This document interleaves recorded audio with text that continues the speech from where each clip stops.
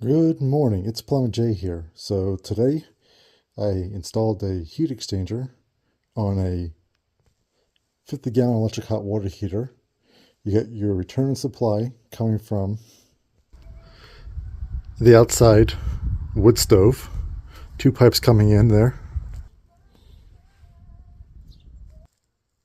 What that allows him to do is heat up the outside stove, pollute the air, obviously, and as this heat exchanger gets hot and water is running through on this side of the heat exchanger, going to the bottom and coming at the top, it allows his thermostats not to call for electricity, and then he gets free hot water.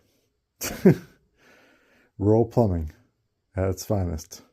Free hot water as long as he wants, as long as that stove is running and pumping, which it has a pump on it. Peace.